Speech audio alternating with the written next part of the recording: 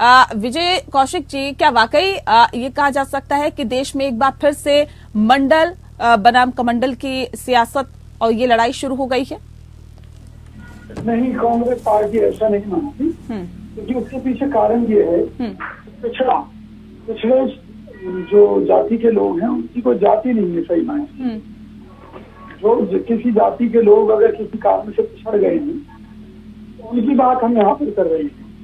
Congress party मानती है कि अब समय आ गया है, चाहे ब्राह्मण अगर कोई गरीब है, चाहे वैश्य समाज का व्यक्ति कोई गरीब है, पिछड़ा है, चाहे वो राजपूत है, तो अब सभी को उनका हक दे देना चाहिए। जिसकी जितनी आबादी है इस देश में उनको उसी आधार पर एक रिजर्वेशन मिलनी चाहिए, जिससे कि वो लोग भी समाज की मुख्य धारा में आ सकें। कांग्रेस पार्टी मानती है कि सर्वे भवन्तु सुखिनः सर्वे सन्तु निरामया सर्वे भद्राणि पश्यन्तु मां कश्चित् दुर्भाग् भवेत्। सभी का भला होना चाहिए, चाहे किसी भी जाति का व्यक्ति है, वो गरीब और पिछड़ा नहीं रहना चाहिए। इसलिए अब कांग्रेस पार्टी की तरफ से हम तो फिर जातिगत जनगणना की बात क्यों की जा रही है? इसका समर्थन क्यों कर रहे हैं आप लोग? आर्थिक सर्वेक्षण करवाइए ना, आर्थिक सर्वे करवाइए।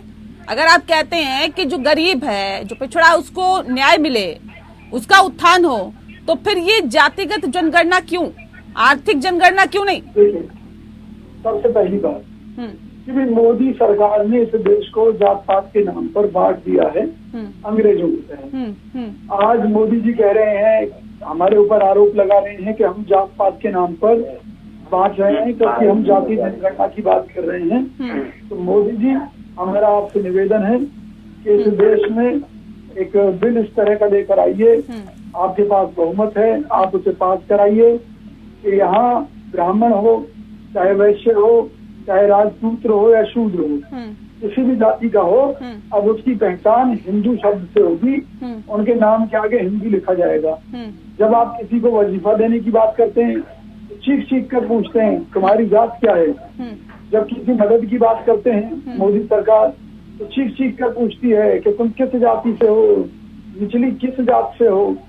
तो जात पात के नाम पर बांट रही भाजपा सरकार के समक्ष अब एक चुनौती आ गई है, क्योंकि हम ये बात कर रहे हैं कि उनकी पहचान होनी चाहिए, जिनको आरक्षण का लाभ मिल रहा है या जिनको नहीं। मतलब आप कुल मिला के कह रहे हैं कि भारतीय जनता पार्टी ने जात के नाम पर देश को बांटने का काम किया। अनिल जी, ये तो प्रधानमंत्री कहते हैं कि ये विपक्षी गठबंधन इंडिया ये काम कर रहा है, या बिहार की सरकार ये काम कर रही है कि देश को जाति के नाम पर बांटा जा रहा है। ये तो कह रहे हैं भारतीय जनता पार्टी की तरफ से काम हो रहा है। इसमें एक बात और मैं आ रही हूँ सर, आ रही हूँ ना,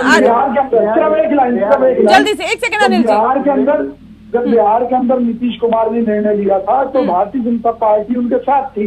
तो ये भारतीय जनता पार्टी की मदद, मिली भगत, शह कुछ भी ठीक है अनिल जी, जल्दी से जवाब दीजिए। जाति जनगणना बिहार में हुई है, क्या खास कर देंगे? और जाति के आधार पर जनगणना का कार्ड खेलकर क्या आप जाति के आधार बनाम हिंदुत्व की लड़ाई 2024 में चाहते हैं क्या? देखिए, सबसे पहली बात, बीजेपी का चाल चरित्र चेहरा आपको समझना होगा कि जब किसी व्यक्ति ने मोदी जी के लिए कहा कि गंगू तेली, तो वही मोदी जी चीख चीख कर कहने लगे कि वो पिछड़ी जाति से हैं, वो तेली समाज से हैं, इसलिए उनका अपमान किया गया। यही बात भाजपा ने भी चीख चीख कर इस चीज को कैश करने की पूरी कोशिश की। तो निश्चित तौर पर आज जातिवाद हमारे देश में हावी है, क्योंकि भाजपा की यही साजिश थी कि देश को जाति के नाम पर बांटो।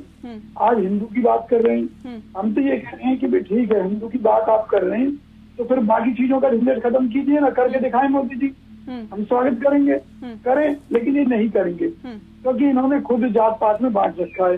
अभी ये कह रहे थे कि नीतीश जी के ऊपर भ्रष्टाचार के आरोप हैं, कांग्रेस ने कैसे समझौता कर लिया। अरे भाई, जब आपकी गठबंधन की सरकार चल रही थी तब वो भ्रष्टाचार कहाँ चला गया था?